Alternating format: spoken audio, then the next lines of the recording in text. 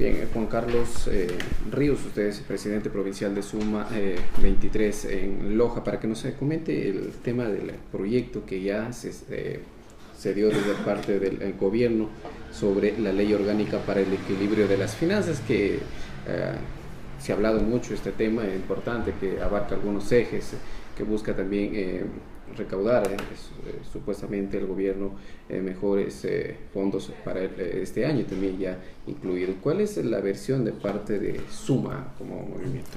Bueno, muchas gracias. Primero, que siempre hemos planteado desde Suma que estamos en contra de todo impuesto. El Ecuador no necesita más impuestos, el Ecuador necesita más empleo, el Ecuador necesita la generación de oportunidades de desarrollo. No es la solución meterle la mano al bolsillo chiro de los ecuatorianos para llenar el bolsillo roto del gobierno. Estamos en contra porque, además de ser una ley que afecta directamente a sectores vulnerables como los discapacitados y los adultos mayores, también esconde algunas perlas que yo le voy a ir explicando en el transcurso de la entrevista. Por ejemplo, primero iniciemos con la afectación que van a sufrir los sectores vulnerables, específicamente los sectores de la discapacidad. Por ejemplo, ellos ya no van a tener la devolución del IVA por la adquisición o uso o traslado de vehículos, o uso de traslado de personas con discapacidad. Es decir, estos vehículos tendrán un valor adicional del 12%. Se le incrementa además el costo, se les incrementa el impuesto al medio ambiente, que es un tema atentatorio, ¿no? Yo pienso que estas personas deberían ser tratadas de manera especial, no como cualquier ciudadano, y sin embargo de aquello son a quienes se les está metiendo la mano en el bolsillo. Otro tema también importante: se reduce el valor de la exoneración de los ingresos para efecto del pago del impuesto a la renta. Anteriormente era de $33.510, actualmente es de $22.340. Se los afecta directamente a estos sectores vulnerables. A los adultos mayores, ya el presidente dijo que era inconstitucional la retención, ¿no? El pago del impuesto a la renta por pensiones jubilares. Efectivamente se dieron cuenta que era un tema inconstitucional, por lo tanto ya lo dejaron sin efecto. Pero se disminuye el valor mensual por el cual los adultos mayores tenían derecho a la devolución del IVA. Antes era de $199, hoy pasa a ser de $88, perdón. Esto atenta contra los adultos mayores, que deben tener privilegios, que deben ser tratados de mejor manera dentro de las políticas gubernamentales. Además de aquello, se reduce el valor de la exoneración de los ingresos para efectos del pago del impuesto a la renta. Antes era $22.340 y actualmente pasa a $11.170. Esto en cuanto a la afectación que sufren los sectores vulnerables. Pero vamos más allá, porque aquí nos han entretenidos hablando del incremento a las bebidas azucaradas y del incremento al tabaco, cuando tenemos articulados dentro de esta ley orgánica que afectan gravemente al Ecuador, y sobre todo que patrocinan y que benefician a aquellos que están perjudicando al Ecuador. Vamos a un caso puntual. En cuanto a los funcionarios públicos, mientras se les cargan impuestos al pueblo, a los funcionarios a quienes la Contraloría General del Estado haya determinado glosas, se les perdonará intereses cuando paguen las obligaciones dentro del tiempo. Es decir, dentro de un tiempo determinado. Es decir, es un mensaje directo hacia los funcionarios públicos corruptos. Y les dice: señores funcionarios delincuentes, roben nomás que el gobierno les acolita. Y eso no es verdad, no es beneficioso para el Ecuador mientras se le carga impuestos a sectores vulnerables, a las personas que le hacen daño al Ecuador y que han sido glosados por sus actos irregulares dentro de la función pública. A ellos se les perdona los intereses y la mora que genera estas glosas. En cuanto a aquí tenemos un tema súper puntual. Lo que dice el artículo, le voy a leer puntualito.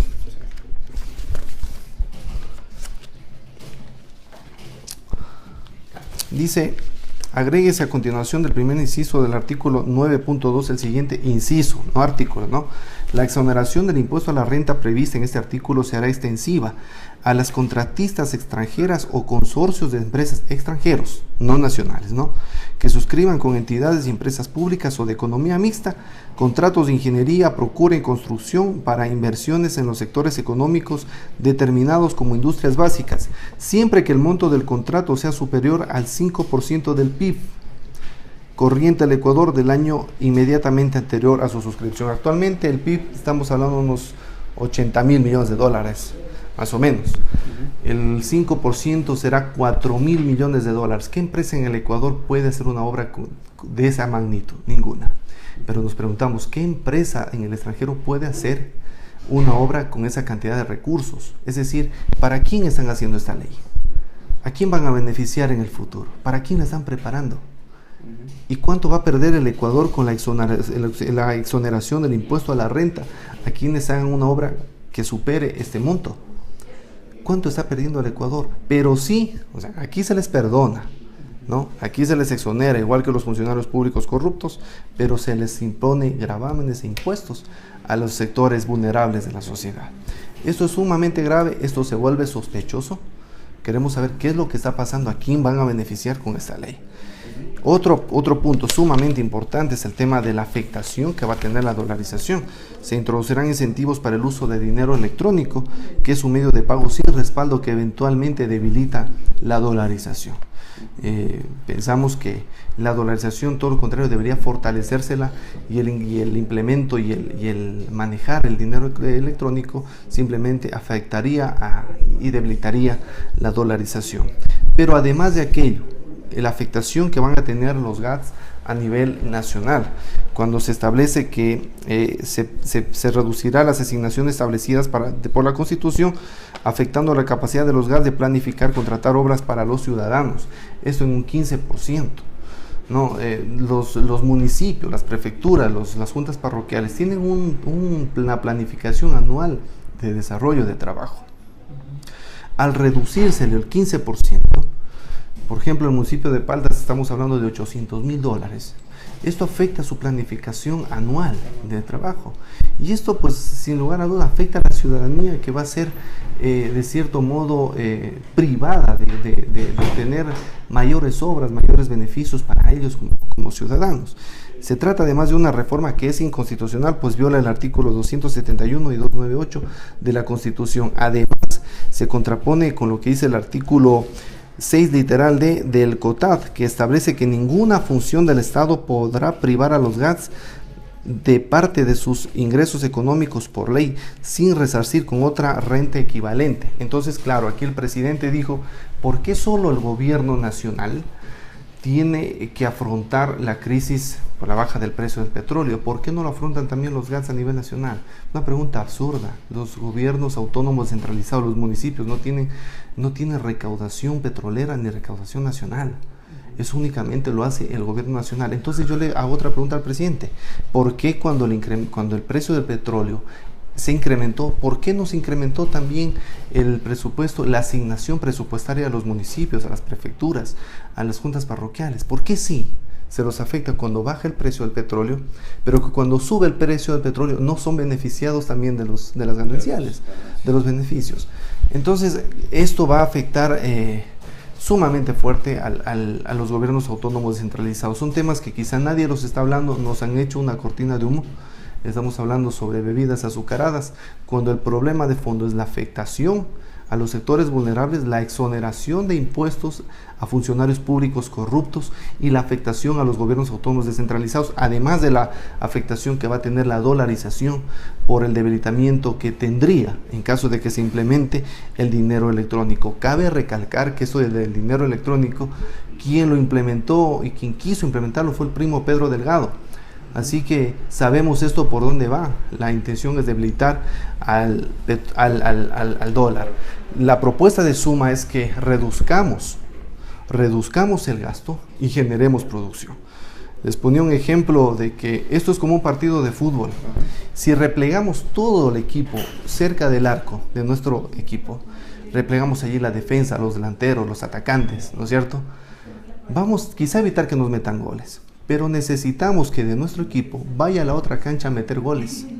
para poder ganar el partido. Es decir, necesitamos que a los exportadores nuestros, ¿no?, se les dé oportunidades, exonerándoles impuestos, exonerándoles aranceles, en fin, para que ellos puedan producir y puedan, de cierto modo, ser influyentes para que el dólar ingrese nuevamente al Ecuador. La solución no es poner medidas para que los dólares salgan, la solución es crear medidas para que los dólares ingresen.